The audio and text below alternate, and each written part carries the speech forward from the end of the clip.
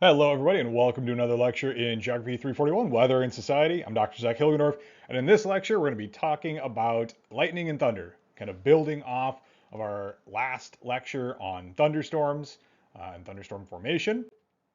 So, as a quick recap, thunderstorms are just cumulonimbus clouds with lightning and thunder. They form because of some deep layer of conditionally unstable air. There are several types. We talked about single cell, multi-cell, squall lines, mesoscale, convective complexes, and supercells. And these pose major hazards to public and economy through issues with lightning, hail, microburst winds, flash flooding, and tornadoes. So let's dive into what lightning is and why we see lightning with these types of big cumulonimbus, unstable air developed kind of storms here. So first off, what is lightning? Well, it's basically just an electrostatic discharge or spark that occurs in thunderstorms, usually. 80% occurs within the clouds, so it doesn't really leave the clouds. Another 20% occurs between the cloud and the ground. Now, lightning is ubiquitous. It's all over the place. More than 6,000 ground strikes per minute from 40,000 storms per day worldwide. So, lightning is happening really all the time. And it stems from this kind of charge separation. So, if we think of electric forces and electrostatic forces, so we've got this positive and negative charges, right? Well, lightning requires the separation of different charges into different regions of the cloud. How does that separation really occur? Well, we don't know for certain what kind of serves as the impetus for that difference in polarity or difference in charge from one portion of the cloud to the other. We have observed that lightning only occurs in cold clouds with super cooled droplets and temperatures below negative 15 degrees Celsius. Thus, the ice crystal processes responsible for precipitation in cold clouds likely play a critical role in charge separation. One theory posits that hailstones that are covered by a layer of liquid water are moving about in the cloud, right? The thin layer of liquid is positively charged. When hailstones and ice crystals collide, some of the liquid molecules stick to the ice crystal. Along with the mass transfer, there are positive ions that are transferred from the hailstones to the ice crystals. And then the heavier negatively charged hail falls to the cloud bottom. The lighter positively charged ice crystals drift to the top of the cloud. So you've got a negative lower portion of your cloud and a positive upper portion of your cloud. We can see that here. So the top of the cloud is going to have a positive charge. The lower and middle portions of the cloud typically have a negative charge. There's charge separation in the cloud that maintains the Earth's fair weather electric field. We'll see what that is here in just a second. We can see in this example from Encyclopedia Britannica, we see our positive charge in the upper portions of our cloud, negative charges near the middle and bottom, and then likely the ground is also positively charged. So you basically have those charges that negative current and that positive current starting to find one another. And then when they connect, that's that lightning flash that we see. So that fair weather electric field is just an electric potential that exists beyond or between the ionosphere and the surface. So the ionosphere is positively charged, the surface is negatively charged. The electric potential between them varies between 200 and 500,000 volts. The average current is roughly 2 times 10 to the negative 12 amps per square meter. Power is less than or equal to 10 to the negative 6 watts per square meter. So we can see in this example off on the side here, we've got in fair weather conditions, we've got positive space charge, positive charges to the ground, we see here, and then our surface is negatively charged usually. Here in a thunderstorm, we've got kind of that difference. Here we can see our positive upper portions, our negative lower portions, and our positive ground. So those negative charges are going down to the ground. So if we look at the kind of anatomy of a lightning stroke, we can see a few different things. So starting off, the cloud in a cloud to ground sequence, not a cloud to cloud sequence. So when lightning is going from the cloud all the way down to the surface, we see in step 1 here, we see our downward stepped leader. So that's portion right here, stepping downward. The stepped leader is invisible, so we're not really seeing this portion. These are just differences in charges. So these electrons, which have a negative charge, begin zigzagging downward in this forked pattern. This is what we call a stepped leader. Second, an upward stroke returns, or there's an upward return stroke. So as that stepped leader, which we see here, starts moving down here, it starts to draw a streamer of positive charges upward, normally through something like a tree. You can see here, those positive charges are starting to move up that tree. Step 3, the downward dart leaders, so these kind of leading portions here. You can see them here, still not visible. This is still not something that we can see happening. As that leader and streamer come together, so right here, we see the positive and negative starting to come together. A powerful electric current starts to flow from the cloud to the ground, and vice versa.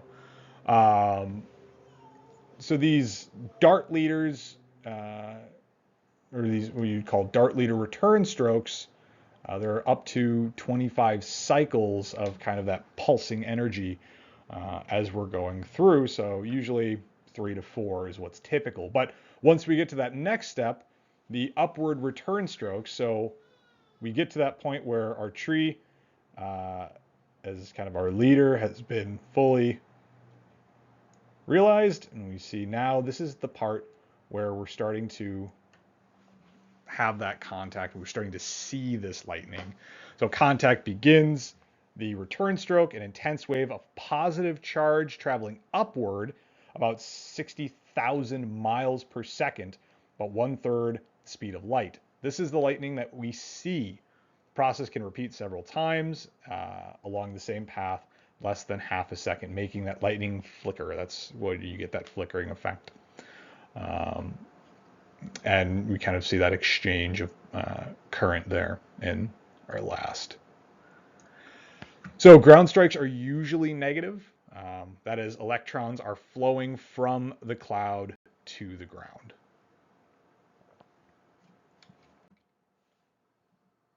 So there are a few different types of discharge. We've got cloud to air, cloud to cloud, within cloud, which accounts for the majority of the strikes, and then cloud to ground.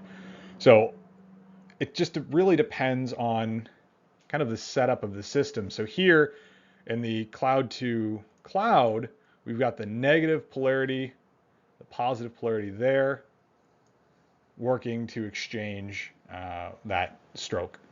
Cloud to air, kind of the same kind of concept.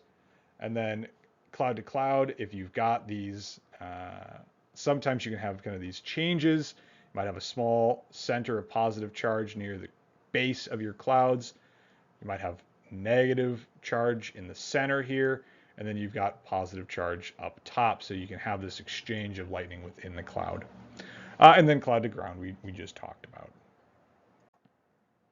So then let's think about thunder. What causes thunder? Well, you've got lightning rapidly heating the air around it to about 30,000 degrees Celsius. That intense heating causes rapid expansion within the air that's being impacted. The expanding air cools, then contracts rapidly. This expansion contraction generates sound waves. We hear that sound wave as thunder. Now, you might have heard, if you count how long it is between, times you hear thunder, that's how far away the storm is. But really, that's not quite right. Um, we can determine more or less uh, how far a storm is away. There's kind of some general rules of thumb based off of kind of two different things. One, lightning. Two, thunder. So based on how the length of time between when you see that lightning stroke, because we see that lightning instantly, and then we can also assume, because sound is traveling, the speed of sound is roughly 343 meters per second. If you hear thunder 10 seconds after seeing a lightning bolt, well, we can assume that that lightning bolt is about 3.5 kilometers away. If it's traveling at 343 meters per second and it's 10 seconds between seeing that bolt and hearing that, well, we know the speed of sound. So we know how far away that lightning strike was. We can hear thunder from the closest parts of the flash first, and then the farthest parts last. This is what generates that rumbling sound. Why you hear, that constant low rumble is because, again, we're hearing it at the speed of sound, but this entire area, circle is here, this entire area is rapidly heating and cooling that air. So that expansion contraction sound wave is generated across this entire area. So up here at the top of the lightning bolt, much further away than right next to us. So we hear this part first, and then maybe we hear a little bit further away and then a little bit further away. So that's what generates that rumbling sound that we hear with thunder. So assume that you're about 1.6 kilometers, or roughly a mile away from a 1.6 kilometer long lightning bolt. You hear thunder from the lowest part of the flash in 5 seconds, the upper part of the flash in 7 seconds, right? That's just kind of the idea. We look at, the Pythagorean theorem. Never thought we'd talk about that in a meteorology class. Well, here you go. That distance from our observer, so likely you, to the lowest portion of the bolt is much closer than you are to the furthest portions of that bolt. So that's why you'll generate that rumble. So how do we actually monitor lightning? Well, we use something called the National Lightning Detection Network. There are a series of sensors all across the United States and elsewhere. You can see here. And we can use that to generate data that kind of looks like this. This is from the National Lightning Detection Network, average cloud to ground flash density between 2010 and 2019. And this matches up really, really well if you think back to where we see the majority of our thunderstorms. Majority of them are here. We get another big group of them here. So that matches up pretty well with where the majority of our really big storms start to develop. If we look at it across the world, this is from 2016 to 2020. Makes sense where you see these, right? If we think of the world as far as how our storm systems generate and start to develop, we see plenty of areas kind of in those mid-tropics, or sorry, the mid-latitudes, in the tropics, kind of away from that, where we've got kind of the majority of our major deserts in the world, obviously, because you're not having as much moisture generated there, so you're not generating as many lightning strikes. We can see here in the Midwest and much of the United States, we see a bunch. Central Africa, we see a bunch. Throughout Oceania and the north coast of Australia, we also see a bunch, kind of warmer waters where we've got tons and tons of moisture going in to feed these systems to generate bigger storms.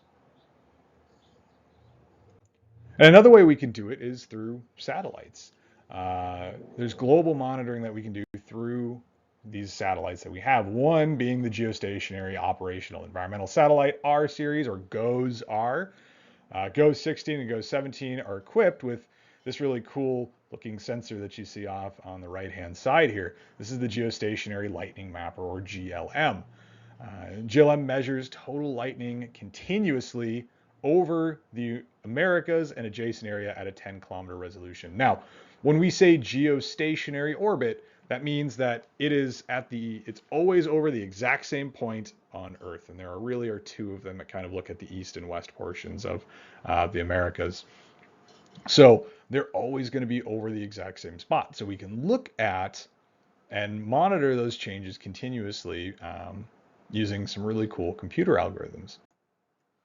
So here we can see, this is from the GOES satellite. We're looking at lightning strikes that are occurring. You see them kind of counting up as we're going through these thunderstorms that are kind of developing. So we can see and count in pretty much real time how this is kind of transpiring. And should be noted, safety is kind of key. If you're outdoors, get indoors. If you start to hear lightning or the crack of thunder or even a darkening sky, all thunderstorms are dangerous. Forecasters can't tell, even with the most sophisticated instruments, whether a storm will produce hundreds of lightning flashes or only a few. Never take shelter under a tree. Cars can offer some help because the lightning hits the car, the current flows through that metal into the ground, and then the lightning jumps from the wheels to the ground. You can blow out your tires, but you're going to be relatively safe. And then lightning can reach inside to kill as well. If lightning hits a house or other building, it can flow through the plumbing, electrical, or telephone wires. It's killed people talking on telephones. So that would maybe be, obviously, when ground lines were a lot more regular. We're mostly on cell phones now, so not as big of an issue. But that's why they always say when there's a thunderstorm around, avoid taking things like showers or baths because it can be devastating and can kill you. So always be safe, especially when you're dealing with lightning and thunderstorms. As we'll see in the next video, it only gets a little bit more tumultuous from here. So just a quick recap, we learned what lightning is. It's just electric discharge in thunderstorms. 80% occurs within the clouds, 20% cloud to ground. It's ubiquitous, more than 6,000 cloud to ground strikes per minute, more than 40,000 thunderstorms per day worldwide. Requires the separation of different charges into different regions of the cloud, and that charge separation maintains the Earth's fair weather electric field. So that's all for this video. In the next one, we're going to be talking about tornadoes. Pardon me. So we will see you in the next video.